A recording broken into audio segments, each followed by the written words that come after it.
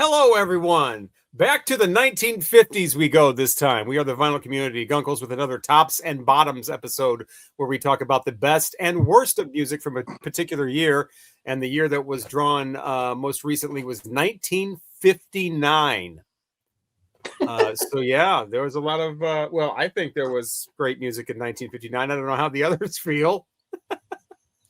There was. We're going to find out. We are the Vinyl Community Guncles. I'm Robert Fitton, along with Mike from Hub Tunes, Richard from Calvin Wazoo, and ladies and gentlemen, the only member that was actually alive in 1955, Craig from Craig's Vinyl Plethora. I was alive. Well, we're doing 59, but I was alive in 55. Yeah. Yeah. And I can't drive. I didn't rely on the lamestream media. I did my own research. That's what I came up with. I love it. I love it so much. And I get to be first of 1959. The old man is first, yes. Yeah. Lucky me. Okay, so you look like 1950. You're the only one that looks 1959 with that popped collar. Oh, it's not popped. No. It kind of looks more like one of those. This would be popped, and you will never see me with a popped collar. It almost looks popped. That one You'll never see me with a 1959 than any of the other three. Well, I'm here to help. So, and you had the shirt under it and all that. So, okay, where are we going? Okay, so I didn't do any. I've got 15 singles. I didn't really do them any particular order. I have nothing to show. Well, I had one, but I felt silly just pulling out one record. Anyways, and that would be the first one here. Connie Francis with Among My Souvenirs. So I love me some Connie Francis. My mother listened to her a lot, so I grew up listening to that. And I could have showed you my beautiful Japanese greatest hits of Connie, but I didn't. So anyways, that's whatever. Next would be Jimmy Reed with Baby, What Do You Want Me to Do? And just get, you know what? I do have one of this next one, though. I do like the Jimmy Etta Reed. James did that with Jimmy Reed, didn't he? Didn't she? Not this version. This is single of that. She might have done that, but there is another song, "Baby, What Do You Want Me to Do?" or "Baby, What," that I know Sharon Jones did later, but it's not the same song. No.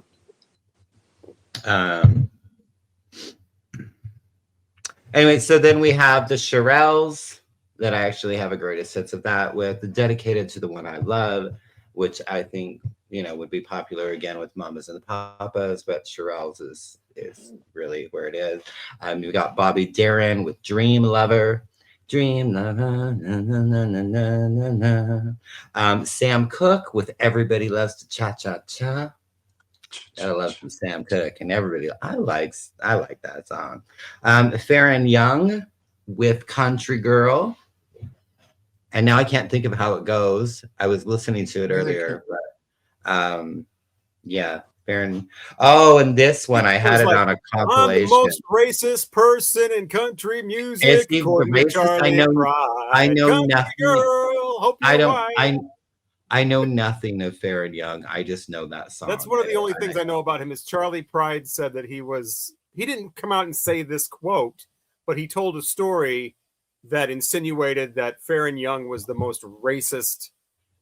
Really? Because the thing was, if Farron Young, he basically said somebody told him you need to test out on Farron Young, because if Farron Young says your country, then you're good to go, because he's as bad as it gets with that. Okay, I think that's the only song I know by him too. So then somebody did this later, but I am familiar with the original. Chan Romero, I know nothing of him, but the hippie hippie shake.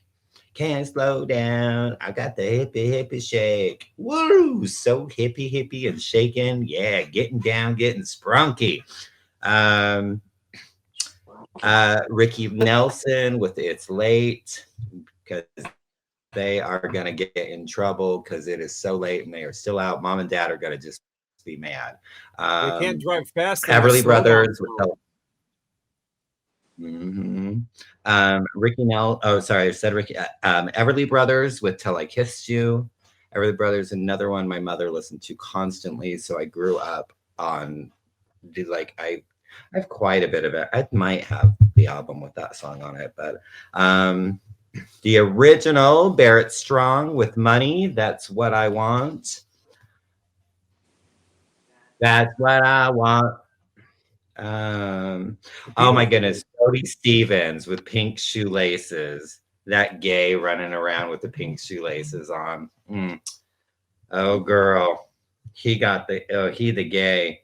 Annette Funicello with Tall Paul. Tall Paul, he's my all. Tall Paul. Say every no, all of me. Was Tall she out of Paul. the Mickey Mouse Club then?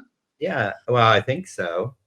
Yeah. Or it was right around it. But Ray Charles with What Did I Say? Of course, Dinah Washington with her version of What a Difference a Day Makes. 24 little hours. So beautiful. So we had this, like, there was a gas station I could buy compilations, and they had like 50s, you know, like the cassette tapes or whatever. And this song was on it. And when I saw this on the list, I had completely forgotten about it until, so this is the last one I wanted to mention because it's corny. And the backing chorus people are fantastic. But Lloyd Price with I'm Gonna Get Married. Johnny, Johnny, Johnny, you're too young, but I'm gonna get married. My name's Shilk. And the chorus, they're like, you're so young, Johnny, you're so smart. Oh, it's so good. You wouldn't know that song, right? Nobody knows I'm gonna get so good. Yeah, it was on this tape and I played it all the time. And I was like, oh my goodness, that came out in 1959. I love it so much. It's so groovy. So now I'm going to have to see if I can find a Lloyd Price record. Oh dear. I need, I'm going to get, and you know what? And he could have other treasures that we are just not aware of. He has Personality is the big one. Oh yeah, Personality. Yeah, I saw that. And that came out the same year, but Personality. Yeah, Stagger Lee is the other. Stagger Lee, yeah. He did Stagger Lee. I know. Yeah, he did a version of that, yeah. He did two versions, one specifically for American Bandstand where he cleaned it up a little less street. Yeah. The guy didn't die. They made up and they didn't fight anymore. Okay. I guess we're done. Richard has thank you then, Craig. has bigger records from 1959, bigger in size anyway. He has albums. Yeah. But we got to start off, of course, with events. Oh yeah, give us the events. 1959. I was 1 year old. Oh my goodness! Congratulations! Happy birthday! Heading into my toddler years, and the number one hit on my birthday in 1959 was "Lonely Boy" by Paul Anka. Hey, I don't know that song or whatever. No. I'm just a lonely boy, lonely and blue. I just need someone. Somebody knows it. Oh, I don't know. Well, that makes sense because I think I was born on a Wednesday, and isn't Wednesday's child full of woe? Anyway, on January 12th in 1959, Tamla Records were founded in Detroit. And then on January 22nd, Buddy Holly records his last acoustic demos. And those demos included, and this was in his apartment in New York, and it included Peggy Sue Got Married, Crying, Waiting, Hoping, Learning the Game, What to Do, That's What They Say, and That Makes It Tough. So he did those acoustic demos. And that was the last time he did any recording in his own on his own place. This is weird. The first Grammys were held May 4th. The second Grammys were held the same year on November 29th. So that was weird that they did Grammys twice in 1 year. The record of the year for the second Grammys was the Battle of New Orleans. No, that was the song of the year, the Battle of New Orleans. Mac the Knife was the record of the year. Placido That's a Grammy Domingo. one right there. What's that? Sounds like a Grammy right there. Mac Yeah. the Knife. it Bottoms was are a coming biggie. up. Let's see. Placido Domingo, opera singer, made his stage debut in 1959. And then sometime in the fall, Jimi Hendrix reportedly bought his first electric guitar, and it was a white single pickup Supro Ozark 1560S. But I don't know exactly when, they bought it. The Chipmunks debuted their first album, which was let's see, Let's All Sing with the Chipmunks. Now, when I was a kid, I had a Chipmunks album, but it wasn't this one. I had Chipmunk Punk. Oh Ooh. yeah. That would have been a cool one to have, especially It for the wasn't punk. cover.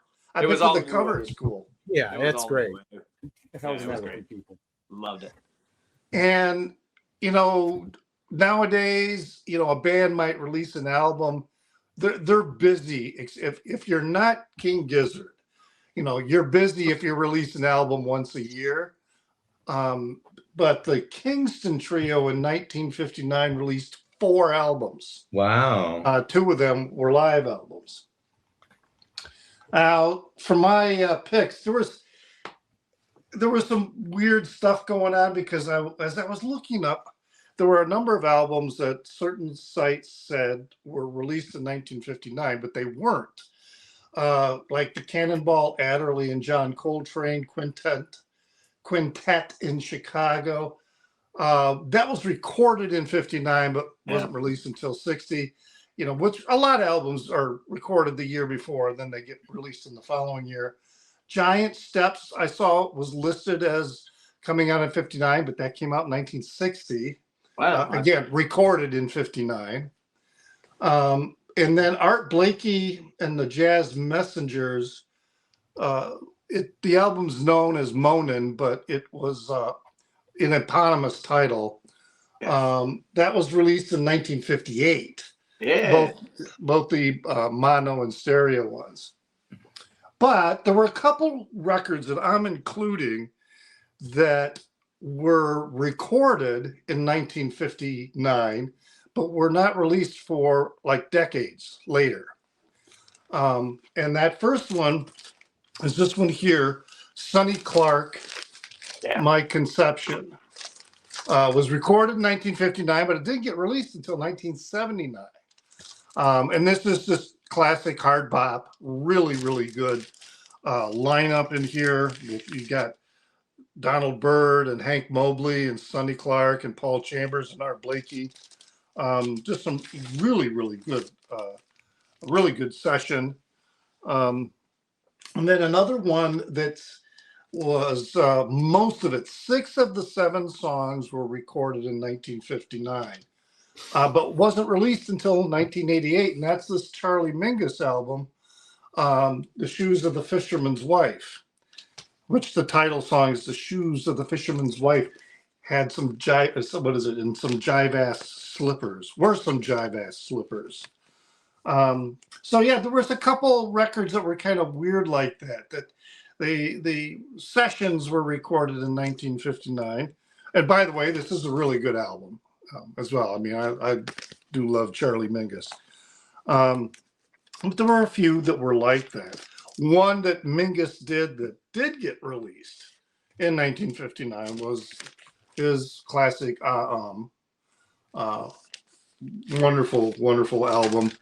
Although I like just about anything he does. And then this is like one of the most influential jazz albums of the day, and it's still such a beautiful listen.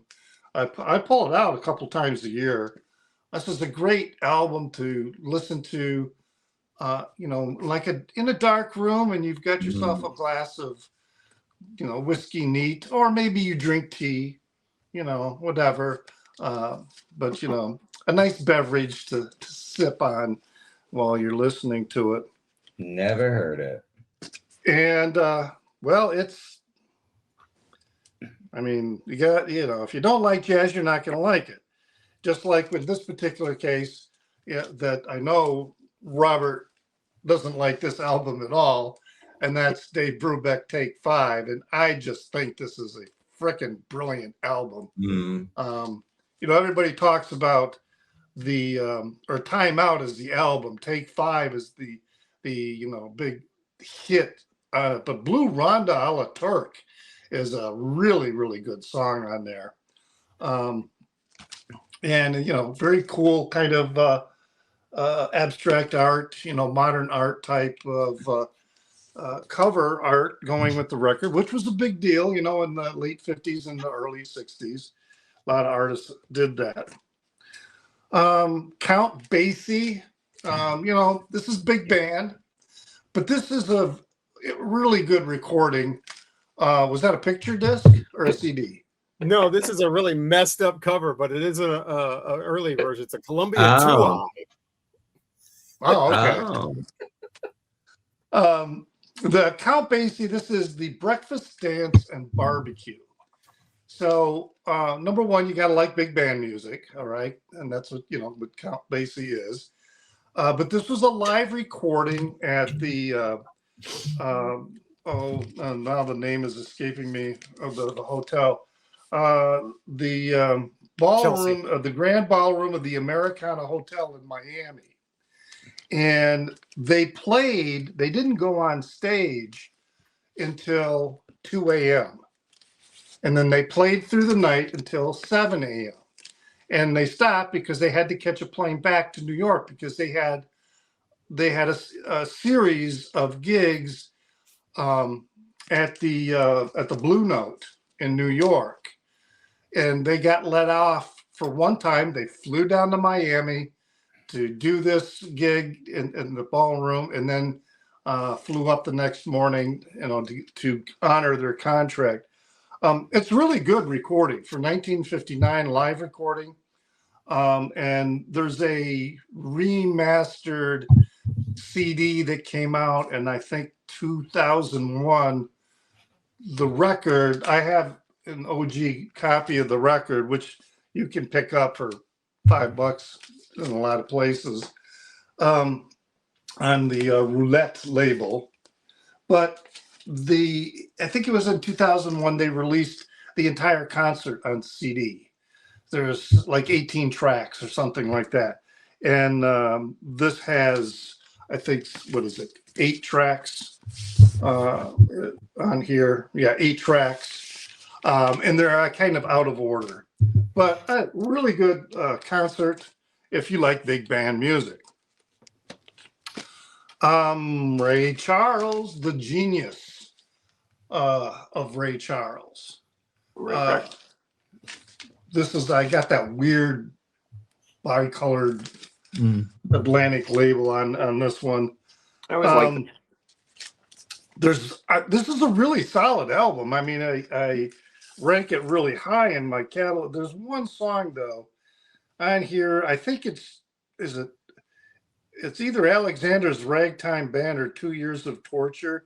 That, I don't know, the song sounded like something that the record company wanted him to do, and you just kind of hear that he wasn't totally into the song like he was with all the others. But it's really, really good early performance of him.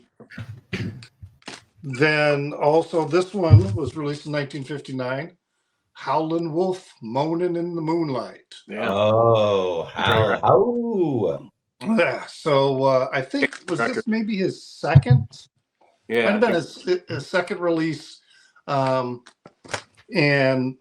maybe he was living in Chicago by then. Well, west of Chicago. He lived in the burbs while not his nemesis, but his BB King, Muddy Waters. The two of them were contemporaries, and they kind of, I don't know if they had a legit competition, but a little bit of music rivalry going on between them. And then this final album, and then there's no order to these in terms of which ones are, I rate higher or whatever. But it's this one. This is Peter and the Wolf and the Haydn's Toy Symphony. And the reason I have this in my collection, and I listen to it occasionally, is my mother had this album when I was like 5 years old. And I just remember listening to this record. And a lot of the first music I ever listened to was of the classical music that my mother had. So I listened to, before I got into school, I was listening to a lot of classical music. And I just remember this, Peter Ustinov narrating the story. Okay. I was going to ask you if there was this. So we had that on 8-track. Yeah, it just really, I remember it very well.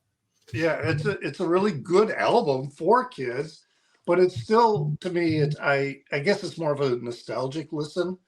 But yeah, I went back and when I resumed my record collection, I went hunting and looking for this particular one. I have the Angel recordings. I have the David Bowie version where he narrates it. I have another version of it. It's not the Bowie one, but it's one with there's a lot of people on it. Yeah. Phil Collins, I think, is on it, and maybe that's the same one. I don't know. But anyway, yeah, those are the records of 1959, and one of them going all the way back to my childhood. Cheers. Yeah. Cheers. Well, like I said, we had that 8-track, so the cover looked familiar, and so yeah, my brother and I actually, do I still have it? I got rid of a lot of those when I moved, so I don't know if I still have it. This one might get purged. I don't know. Keep it. Yeah, it's from your childhood. It's hard. So I have my usual rules when doing singles for the tops and bottoms. And my rules are they had to be on the US top 40, and they had to be released that year. They had to debut on the chart that year. So anything that was from 1958 that was still on the chart, I probably mentioned that. Did we do 1958? I probably did that in the 1958 one. So it had to be. So these songs had to be debuting on the top 40 U.S. Billboard chart in 1959 in order to be eligible. Before I get to that, though, since the children's records are right here in a box, because I'm still cleaning my carpet and the room is in a complete disarray, I do have the original Let's All Sing with the Chipmunks with the foil cover. 1959. That's great. Wow. And it's super clean too for a children's record. Yeah. And of course, they're normally tore up. There's that one as well. Yeah. I love it. Anyway, so yeah, I have 30. I think I said earlier I had a different number, but I have 30, and 2 of them are honorable mentions. And I have 45s for nearly, I think, all of these except for one. But my 45s are buried right now because of the cleaning, the room cleaning that's going on, and they're also really tight, so they're hard to get in and out. But I have had 45s of these since I was most of them since I was a little kid, because that's how I knew these songs, because in the 70s when I was a little kid, these are the records that would be at a garage sale, and that's where I got my records from. You had the little box of 45s for 50 cents, and that's about as much as my mother was willing to pay. And so I grew up with 45s from the 50s in my little close and play, and these were a lot of them. So the 2 ones that didn't quite make the top 28, but they are honorable mentions, so to speak. The first one is called 7 Little Girls Sitting in the Back Seat. I saw that. I saw that. I don't know it. I don't have the 45 of that, but I did have it on one of those funny favorites, or dumb ditties, or whatever the album is called, where there's like all these silly little songs. It's kind of it's not a great song, but I do appreciate the fact that there is a hit song from 1959 about an 8-way in the back of a car. So yeah, there's 7 little girls sitting in the back seat hugging and kissing. They just called that an orgy, right? Oh my goodness, they're really Fred. Yeah, they're hugging and kissing with Fred, and the narrator of the song is in the front seat driving, and he wishes he was in the back seat too, so it could be a 9-way. So why doesn't he Yeah, just pull I over? mean, that's what you aspire to achieve in life. So apparently they're going. So maybe they're going to an orgy or something, or a swingers party or something. maybe they'll It's invite the driver 1959. in the end. In the same vein, you have April Stevens, who had a huge hit with is it Nino Tempo? Called Deep Purple. That's where the band Deep Purple got their name. Yeah. Ooh. Deep. Yes. Purple, Craig knows Donnie the Donnie and Marie. version. Yes, Yeah. yes, I know their version. But April Stevens had her own song called Teach Me Tiger. Oh. And it's exactly what you think it is. With a song like with a title like Teach Me Tiger. Mm. So she wants this tiger to teach how to kiss and how to make love and how to do this and how to do that. Scandalous It's for all 1950. sung like this. Teach me, tiger. Take your lips and teach me. Wow. Kiss. The whole thing is like that. It's 1959. Yeah. You've got to hear this song. Yes. No, I don't. Scandalous. I feel like I do. guarantee you your grandfathers whacked it to this. Wow. And then you will hear it and go, yeah, grandpa probably whacked it to that. Yeah. Mm. Yeah.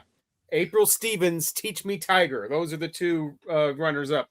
Coming in at number 28, the Bell Notes with I've Had It. Oh.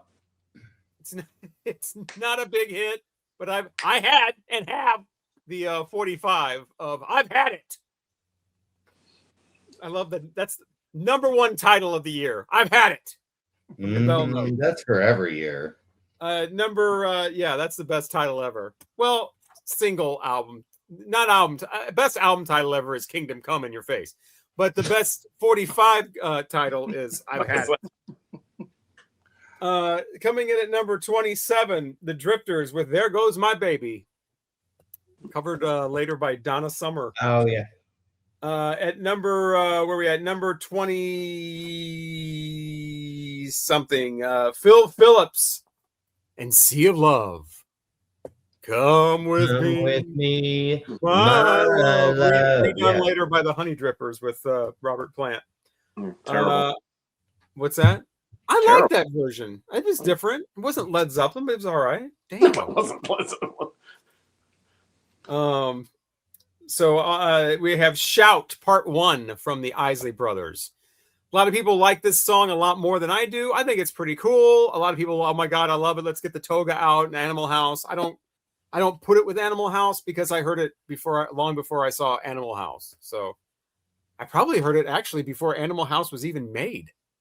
Because Animal House is like 78, right? 78. Like that, yeah. And I was probably listening to this in like 75, 76 when I was like 4. Teen Beat from Sandy Nelson is an instrumental, and it's got a lot of drums in it. You see the Sandy Nelson albums at a lot of like Goodwills and whatever. He's a percussionist. Another instrumental before that, Santo and Johnny and Sleepwalk. You may not know that name, but if you hear the song, I almost can guarantee you will recognize the song. Is that the one that's in Absolutely. La Bamba? Yes. Okay. But when they find out that Richie's dead.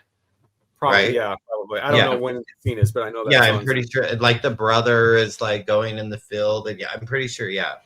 and screaming, Yep. Richie! Yeah, Richie. Yep. That's that song. La Richie's Bamba. coming up later.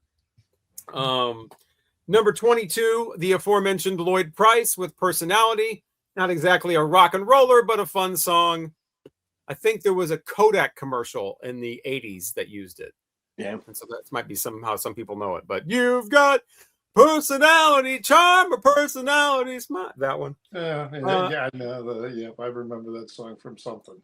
Number 21, 5 Feet High and Rising from Johnny Cash. How high is the water, mama? Well, it's 5 feet high and rising. So that was a crossover. He had a few actually big crossover songs that went beyond the country chart and spilled over into the top 40 that flooded the top, that just drenched the top 40. 5 Feet High and Rising is that I see one. how you did that. At number 20 is Buddy Holly and a posthumous hit called It Doesn't Matter Anymore. It was later covered by Linda Ronstadt. I actually like her version more. A song that I just found out like 2 days ago was written by Paul Anka. Really? Yeah. He wrote a lot of songs for other people. Yeah, he did. I found out a lot about a lot of them like 2 days ago when I watched the documentary on HBO Max. So we're at number 19, and that is a song that's been used in a lot of movies. I did not hear this as a little kid. I didn't have the 45, but this was in all kinds of movies. And Craig had it on his list. Dinah Washington and What a Difference a Day Makes. 24 little hours. There's quite a few different versions of that song too. Yeah. But Dinah's is really, hers is the definitive one. She puts an emotion. Actually, I do have that on vinyl too, but she puts an emotion in it that I don't know that anybody else is capable of doing. What a difference a day makes. 24 little hours. At number 18, another one that Craig mentioned, Ricky Nelson, and It's Late. Kind of a redo of same theme as Wake Up Little Susie. Yeah, it is. Yeah. We're late. We're going to get in trouble. We got to go. We can't speed. We're in a slowdown zone. Another one that Craig mentioned at number 17, Dewey Stevens and Pink Shoelaces. And that is exactly what was going on in that song. Are you kidding me? This guy, it's a song about this guy. It's her boyfriend. She thinks it's her boyfriend anyway. And he has all these, he does these crazy things, and he has these crazy clothes like what does she say? A pink and pink shoelaces. Let me find the lyrics. With a feather on the he dresses like a big queen. Basically, he's got purple socks, or that's Donny Osmond. He's got, I don't know, but he's got pink shoelaces. Well, also his name is Dooley. Yeah. He wears tan shoes, polka dot vest. Yeah, polka dot vest. Big Panama with a purple hat. With a feather. Yeah. So Dooley is Prince. He takes her deep fishing in the submarine. Yeah. Yeah. He doesn't want to do anything with Dooley. Dooley. Well, we're really big just old considering the ones that Craig already mentioned. At number 16, the Everly Brothers, Until I Kissed You. Would have been higher, but they say Till I Kissed Ya. I can't stand that. I like that. I don't like that. I love it. It was like, I think that's their only hit from 1959. I thought they would have more in the year, but that's the only one. I think Poor Jenny also came out that year. Yeah, they had other singles, but they didn't have other hits. Yeah, that probably is the biggest hit of that year. But that's the big hit. Poor Jenny, and I can't remember. There was one. Take a Message to Mary, I think was also. Yeah, I don't know what that is either. Oh, that's a really beautiful song. Number 15, another one that Craig mentioned, Paul Anka and Lonely Boy. I'm just a lonely boy, lonely and blue. I've got nothing to do. I've got everything you can think of. That was the number one hit on my birthday. Somebody. I just saw Richard mentioned it. What's that? Richard mentioned it, not because it was the song that came out the day. Right, yeah. There's a Paul Anka documentary. It's brand new on HBO Max. Well, it may not be. Well, it's new. When this is uploaded. It's very nice. It's not. He's the one that later. There's nothing like shocking in it. It's he just did. A nice. He did that song. She's having my baby. Yeah, but I don't think he meant. I mean, he mentions that, but it doesn't go into the controversy of it. And he says he wrote it for his wife, who was having his baby. Oh, well, I guess it would have been better if he would have said, "You're having our baby." But Paul Anka is the one that in later years, like in the early 2000s, did those cover albums where he did like Nirvana and. Yes, he does Nirvana in the documentary. Yeah, and like Soundgarden. I mean, I liked his versions of those. Like his. He wrote My Way. He made them he wrote My. Yeah. Oh, really? Yeah. And it shows all the different people that did it. Now, right? It shows what's her name? Oh my God, we reviewed her album debut. Craig wanted us to review that. Nina Simone. Nina Simone. Yeah, they show Nina Simone doing My Way, and she that's does great. it her way. Yeah, it's great. It's like, I don't know that I've ever heard that. Yeah, You it's gotta really check good. that out. It's got bongos and stuff, and Yeah. Wow. Yeah. Well, I mean, I love me some bongos. You did it earlier. at number 14, the Fleetwoods with Mr. Blue. I'm Mr. Blue. Whoa. Oh yeah, I saw that one. Johnny Cash again returning at number 13 with Don't Take Your Guns to Town.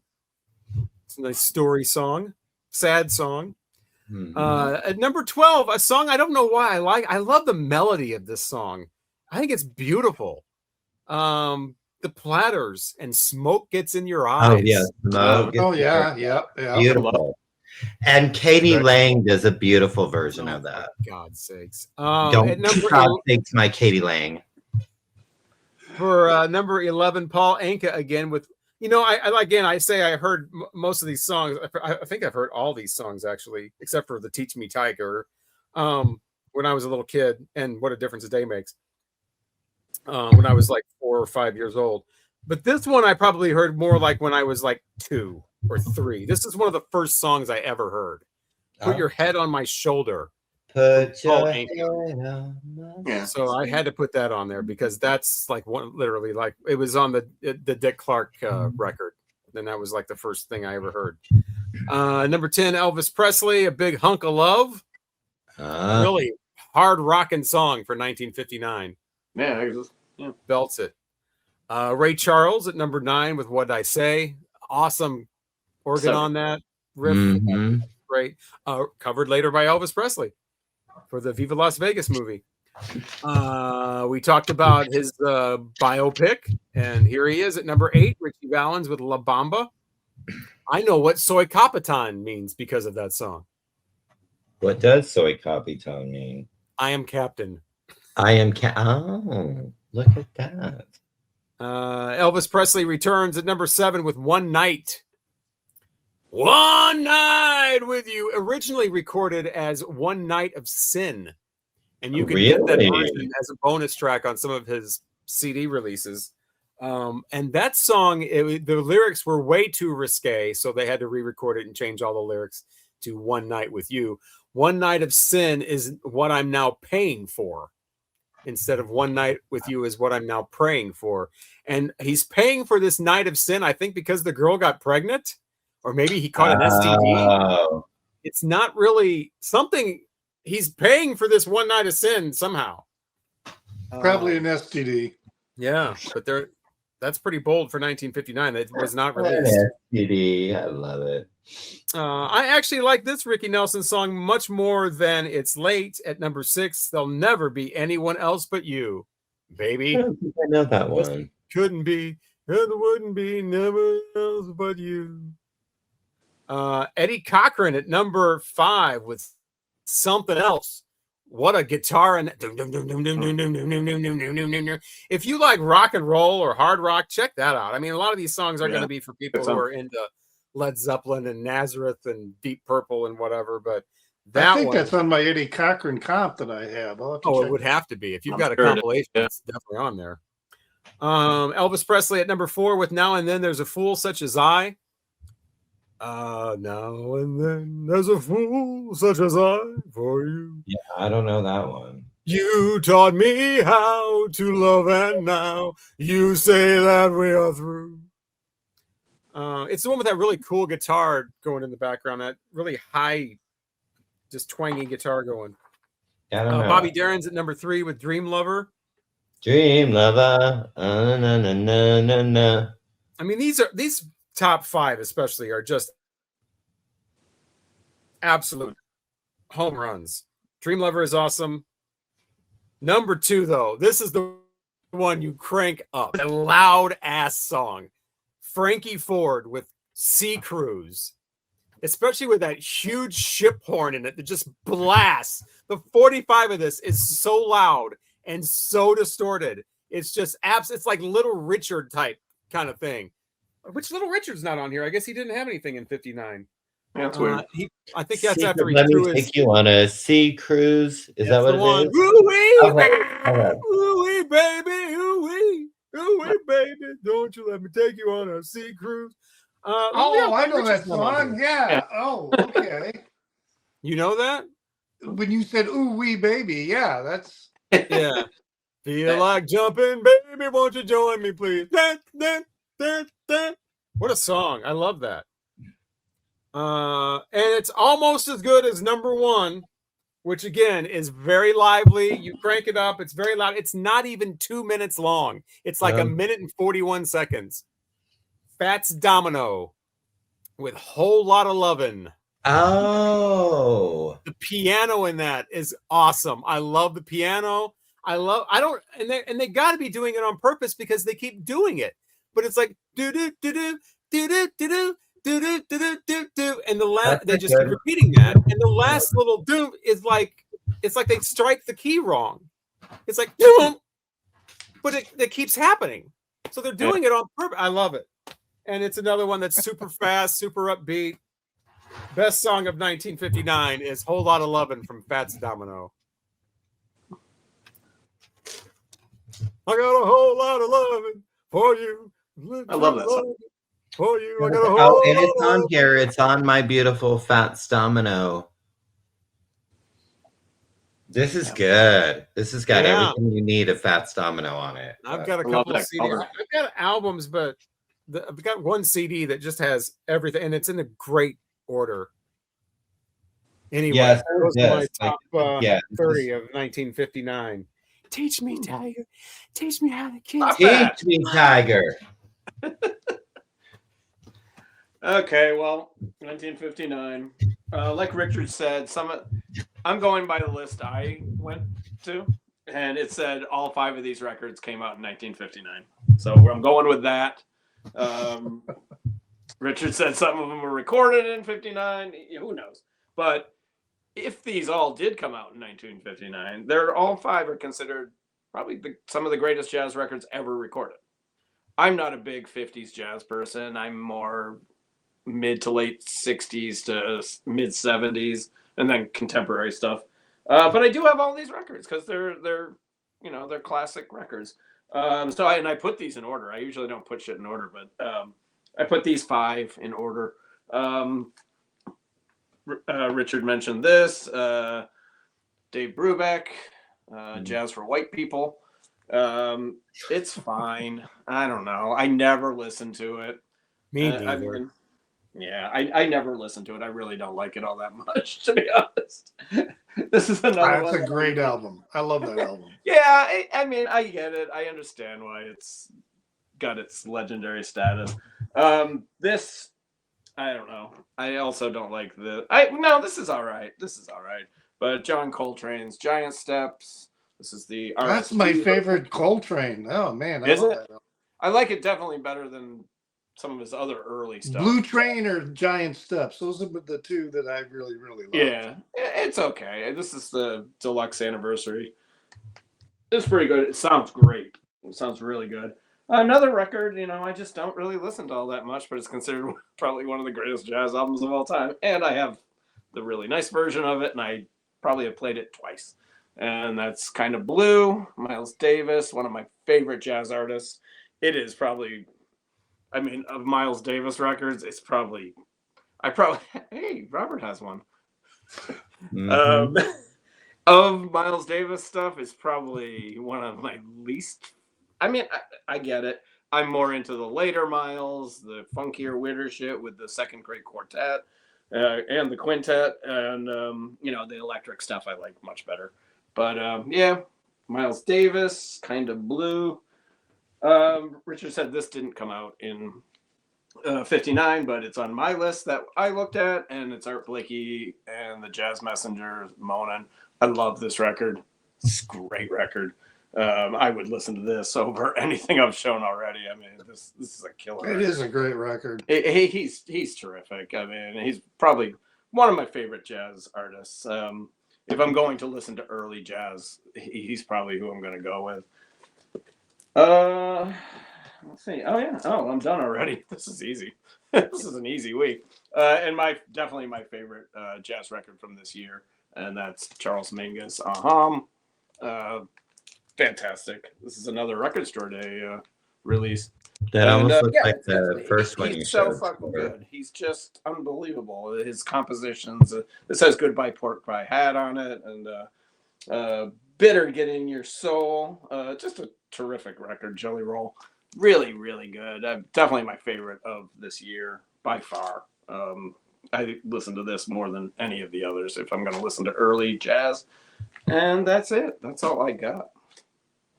All right, that's the best of 1959. What about the worst of 1959? So I don't really have a worst because a lot of them either I didn't know, and there wasn't really, in looking at what came out single wise that year, there wasn't anything that I hated or that annoyed me. But again, a lot of it I didn't know. But I did want to mention, because we did Kiss and Kissin' Time. The original Bobby Rydell, Kissing Time, did come out in 1959.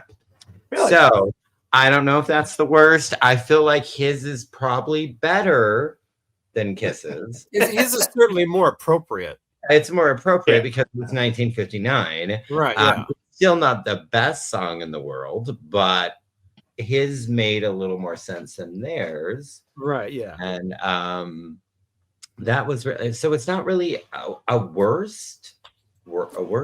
bottom, but it definitely wouldn't be on my tops. So but I wanted to mention it because we talked about how they were, and yes, we talked about how Kiss was forced to do it by and the whole kissing contest and all that. So no need to comment. Yeah. So it was just kind of funny that it was kind of funny that was on the next year that we did tops and bottoms. So again, it's not necessary. It's definitely not a top. It's not necessarily a bottom, but it's fun to mention. And I didn't really have anything else to talk about for the bottoms because I either didn't know them. There wasn't a song that I would like, I hate this song. I didn't have any, but maybe Fifth'n will open that up for me. Maybe there are some songs that I hate from 1959 and I just didn't realize it. So I'm not looking. So that was easy. Well, my bottom for 1959 is The Day the Music Died, February 3rd, that plane crash that took Buddy Holly and the Big Bopper and Richie Valens and I didn't realize that Waylon Jennings almost got on that plane. Mm-hmm. But there were like a couple other people that flipped a coin or something and could have been. He was scheduled, but what I found that they said he gave his seat up to the Big Bopper for whatever reason. But yeah, that's my bottom for the year 1959. The day the music. I have 6. 2 of them, it's not really their fault. And the first one is the one that Craig talked about, Kissin' Time from Bobby Rydell. It's not Bobby Rydell's fault. It's not that song's fault, but what it did to the Kiss album later on, in retrospect, makes it a bottom, basically. But as far as a song on its own, if that song didn't exist, then Kiss would have never had to do it, and it wouldn't be on that album, and there'd only be one version of the album, and that would be the version that I grew up with, and there wouldn't be this weird Kissin' Time song on all the CDs. But anyway, so that's why it's on this list. The other one, it's not really the song's fault. It's Bobby Darin and Mac the Knife. So it doesn't really happen. Well, I don't really know if it happens anymore because I don't go out to karaoke anymore, but it kind of went away. But in the early days of karaoke going out, everybody, at least once, somebody would have to get up there and do that stupid fucking song. It's like, why? Let me be the biggest fucking cliche ever and do Mac the Knife, Bobby Darin. It's karaoke night, Mac the Knife. It's like, why? And there would be no other songs from the 50s or early 60s or whatever. Somebody would have to get up and do that song and act like they were the coolest fucking cat in the room. It's like, dude, you're not even close. Stop. You're doing karaoke. You're not cool. It's It's a cult. I've done it a couple of times, and it was fun. Karaoke is a cult. Absolutely, it's so bizarre. But the Mac the Knife song that People I fucking do know, that the shit. version I know, is the Nat King Cole version. I don't Oh, even know good shit. Bobby Darin's. So that's not really Bobby Darin's fault or that song's fault. It's what came later from it. So I basically have 4 bottoms, 2 of them by the same person. And Oh, that person isn't even Pat Boone. He only has 1 bottom because I can't even believe it. Good Rockin' Tonight. He does a version of that. Also And done by also a Honey Dripper song. It's fucking, well, there's Rockin' at Midnight. Oh, same thing. Yeah. No. Close. But yeah, what the fuck? Pat Boone, just stop. Well, my records, if it wasn't for me, Elvis would have bullshit. Elvis was a fucking superstar right from almost the very beginning. Fuck Pat Boone and his bullshit revisionist history. Also in there, we have Tony Bellis with a song called Robbin' the Cradle. Oh, I don't know this one, but I actually have the 45. good for It wasn't a you. big hit. I never heard it on oldies radio. I never saw it, but I have the 45 and it was on the top 40. And it's exactly what you think it's about. You're Hey, too those young. sure They have a say you're long too young, history but of oh, I love music. you anyway. And they say I'm robbing the cradle, but I'm in love. He never says the age. He never says what age he is, but he's being accused of robbing the cradle. So it's not like, you know, Sam Cooke only 16, where they're both teenagers, or Right. Marty Robbins, you know, she was only 17, he was 1 year more, you know, or any of those songs where they're both, you know, Young Love from Sonny J. They're both young, you know. It's not that he's being accused of robbing the cradle, so it would be inferred that he is older. The Patos have a long He's history a of music. Pedialyte. Oh my God. It's like, why are they all of these songs? I don't, and then people would go out and buy that shit. Like, anyway, so the 2 that are the same person are this horrible person with this awful voice, this nasally country guy who his songs apparently were on the top 40 as well, even though they were country songs. Johnny Horton. I have never liked Johnny Horton. Johnny Horton. His one song from 59, big hit called Johnny Reb. All about this Confederate soldier, and he died in battle, and he's so wonderful, and he fought for the Confederacy, and Robert E. Lee, and all this horse shit. And then you have his big, huge hit. I never liked it. I had the 45 and wouldn't play it. I don't know what happened to it because I don't have it anymore. I probably threw it out because it's so awful. It's so terrible. It's called the Battle of New Orleans. Oh, I know that one. And it makes a joke out of death and war. It's just this sing-songy little. It's just terrible. You know, I think I used to have like that. that. I don't care how long ago the war was. I don't give a fuck if you don't do that. You don't sing about war like it's a fucking children's song. You fired once more and they came running. It wasn't that many. I think I have that 45 too. And they began to running. There was something down in Gulf of Mexico. Interesting that the 2 you fucking assholes wouldn't like it anyway these days because it says Gulf of Mexico. So there you go. No one should like it. It's interesting too that both of the 2 songs are about the Civil War, you know, and that he's singing that. Where is he from? You know? Oh, he's a Southerner, I'm sure. Oh yeah, that was over yonder in the sassafras. He sounds like an asshole, and he's on the bottoms list. Johnny Horton. An asshole. Well, I have no bottoms because I'm not going searching for bad songs in 1959. Yeah, So, I mean, it's like I saw some things on the list. I'm like, I could listen to this. It's probably awful, but I figured I already knew 6 of them, so I didn't go seeking more out. No, I normally that's like I would look for songs that I've heard and I hate, you know. Yeah. I'm not gonna look for bad songs, but I mean, Pat Boone had another song. I don't remember what it was called, but I didn't recognize it. Wasn't like it was one of his. He big did Love Letters in the Sand, though. So yeah, that wasn't it. It wasn't the April Lover or whatever. It was a I song I like didn't Love recognize. Letters in the Sand, but I learned that's the first song I learned to play on the Oregon. So On the what? the Oregon. On the trail. No, the Oregon. Is it Oregon? How many syllables does that have? Shut up. What's that little And the apple? squirrel taught me how to play it. Shush.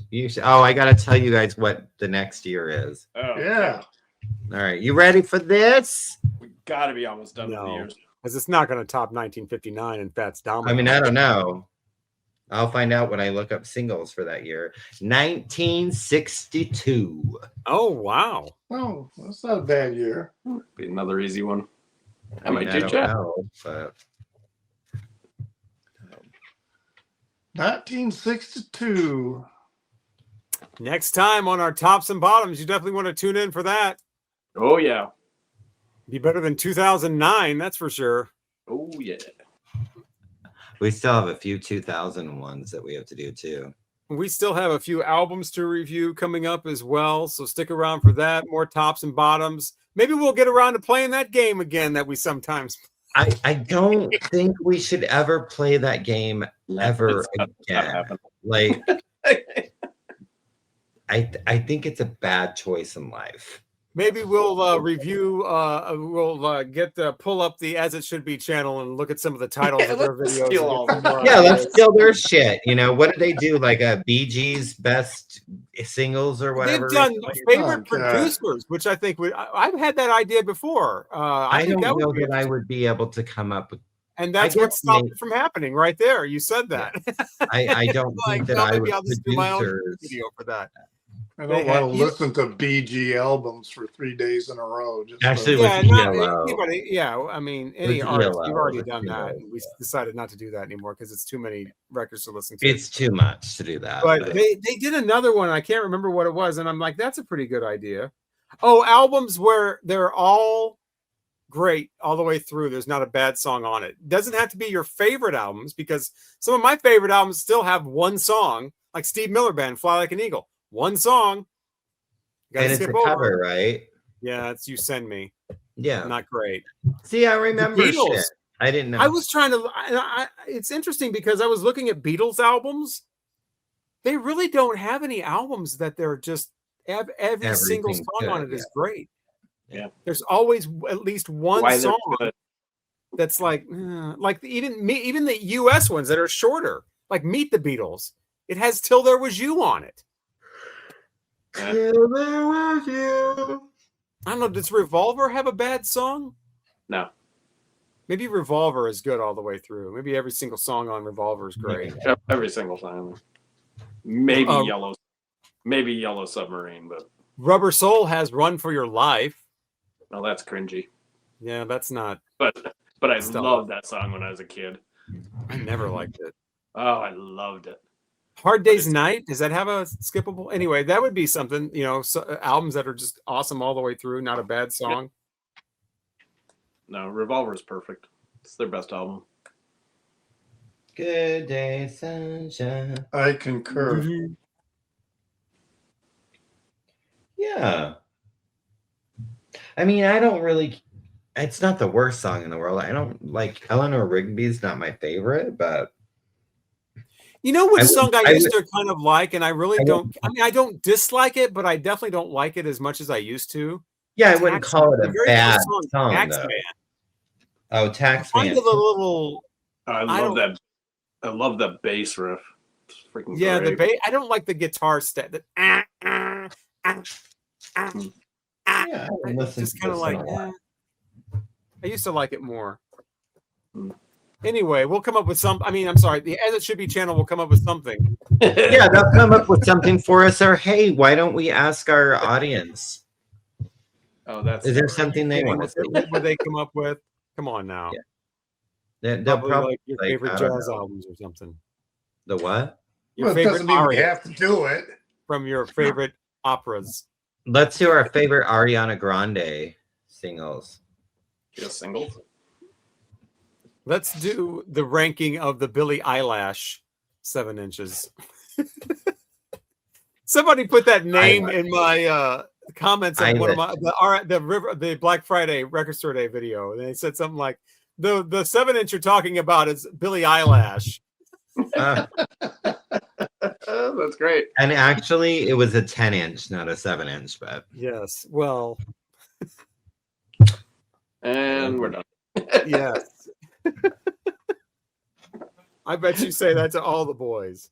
mm-hmm. I'm Robert Fithen, we are the Vinyl Community Guncles. Join us for all that fun and even less. I'm Robert Fithen, along with Richard, Ed Calvin Wazoo. Craig's Vinyl Plethora. Mike at Hub Tunes. It was 10 inches. It was 10 inches. Mm-hmm. Craig Bye. knows. I know this shit. Mm-hmm. Bye, y'all. You're not like measuring from underneath, are you?